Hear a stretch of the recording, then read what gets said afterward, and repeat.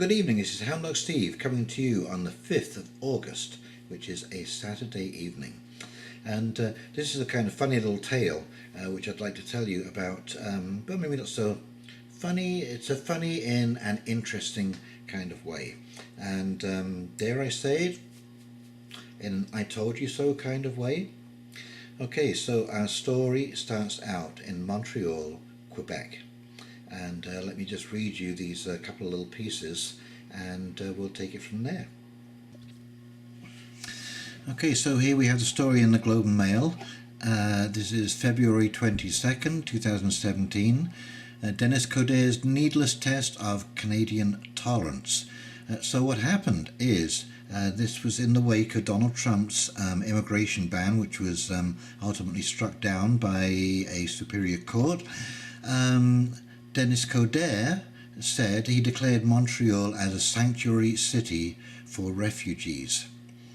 There it is right here. Mr. Coderre's latest stunt, having Montreal declared as a sanctuary city, is of a different order. If it means what the mayor says it means, similar declarations by Toronto and Vancouver have proved mostly symbolic. It could do serious harm by contributing to an erosion of public trust in Canada's immigration and refugee system. Bragging about harbouring illegal immigrants invites an equal and opposite reaction from right-wing populists who'd shut the door entirely on asylum seekers. And interesting enough, Globe and Mail, Canadians' views at odds with liberal immigration plans, government poll shows. The federal government's own internal polling contradicts the immigration minister's claim that Canadians are clamouring for increased immigration. John McCown told reporters last week that almost all of the Canadians he met during the consultations this summer told him to boost Canada's immigration targets. However, internal polling conducted by Mr. McCown's department found that Canadians are just fine with the current targets, even though most people had no idea how many immigrants currently come into Canada each year. So this is another little, example of a bending of the truth, shall we say. Because Mr. McCollum recently said he wants to substantially increase the number of immigrants that Canada welcomes each year as a way of dealing with the demographic challenges facing the Canadian economy. He said he is lobbying his cabinet colleagues to support such a move. The result of those discussions will be revealed in November when Ottawa announces its 2017 immigration targets. Okay, so now, as of, let me see what's the date on this newspaper today. This is August the 4th. And what does it say? A wave of asylum seekers overwhelm resources in Quebec. Okay, so what's happened now is because they have become a safe haven and illegal immigrants, refugees, everyone will be accepted into Quebec. So far, the ranks of the city have swollen by 6,000 and they expect 12,000 by year's end. And they're coming in basically right across the American border into Canada, walking. Some get dropped off by relatives. But anyway, it is virtually a continuous stream. They've had to house these people in a temporary area in an Olympic stadium. Okay, and the Prime Minister is asking the migrants, and he said the trio took pains to reassure Canadians that the country had the resources and capacity to deal with the sudden spike in asylum seekers that have crossed into Quebec in recent weeks. But in a departure from his usual rhetoric on immigration, he also made it clear that anyone who is caught trying to enter the country illegally would be required to navigate the proper channels of immigration.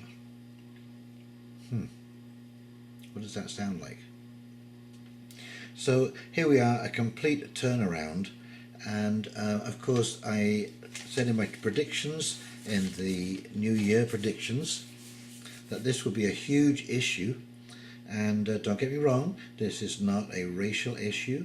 This is not really a religious issue. No, it is about weight of numbers. So Montreal is a city of about 2 or 3 million people, and 6,000 people have overwhelmed the resources, and the refugees and asylum seekers are still pouring in. And that's not to include the ones that have poured across other borders, porous borders in between America and Canada. Manitoba has been having a fair share of refugees cross the border. And so I'm going to flip over now to a story here from Italy. Italy, overwhelmed by migrant influx. Okay, see them coming over on the boat there. Now, Italy and Germany have taken around about 1.5 million refugees. And of course they were ordered by the EU to accept these refugees, and they were told by the EU that they would be receiving some kind of financial help to deal with the burden of the extra costs to deal with survivors, refugees, housing, training, language classes, all this kind of stuff. And now basically because the EU is short of cash, it said too bad. They promised them something like $67 million to try and stem the flow of migrants. Another 35 million would go to Italy to help the country deal with the migrant surge. The EU also promised to help Italy write a code of conduct for charity rescue ships operating in the Mediterranean. Italy was hardly assuaged. The money offered by the EU was negligible given the enormity of the migrant arrivals, and Austria gave no indication that it would free up its border, because they realised too how dangerous it is to allow this number of people to suddenly start drawing down on your resources and systems. And if anything is going to lead to civil unrest, it is this kind of burden, because those sapped resources make it then difficult for the mayor of Montreal, for example, to sideline money for the other issues that Montreal needs, like street repairs and what about the social services and welfare needs of Quebecers who pay those taxes. Okay, so you can understand when somebody is paying taxes and then is cut back on their services, whilst realizing that the city is being overwhelmed by immigrants who are paying nothing but drawing down on the system. And again, don't get me wrong, this is not a criticism, this is just an outline of what is actually happening. You get this clash, you're going to get resentments. Okay, you're going to get resentments. And this is going to lead to racial strife. It is going to lead to Islamophobia. It is going to lead to clashes between these two cultures.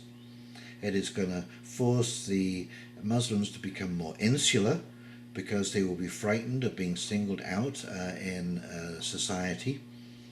And when they become more insular, they become more frightening, because people think that they are not integrating and not becoming part of the broader society.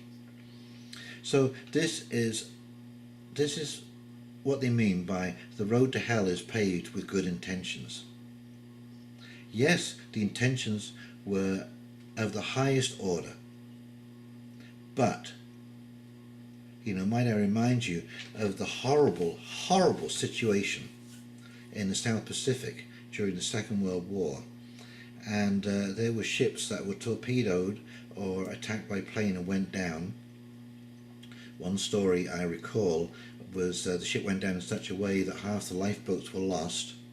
There are about 1,200 men in the sea, and there are about 600 or 700 men in lifeboats, and that's it.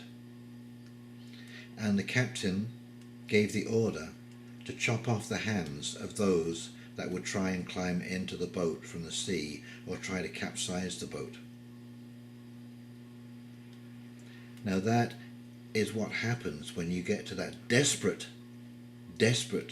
situation where you cannot afford to allow those in the water to capsize, to drown those that might survive. So yes, it's terrible that 1,100 men had to drown, but if they hadn't done that, 1,700 men would have drowned. As it was, 600 survived. But what a gruesome situation. And I say this to point out how desperate it can become when resources are limited. And so don't be surprised if the next thing you see, that's what I'm predicting, is clashes on the street and overt expressions of extreme prejudice. Okay, so here we go. Dennis Coderre, well done. Thank you very much for not considering all of your options and possibilities and outcomes. But yes, you're a sanctuary city. You're in a sanctuary city now, buddy.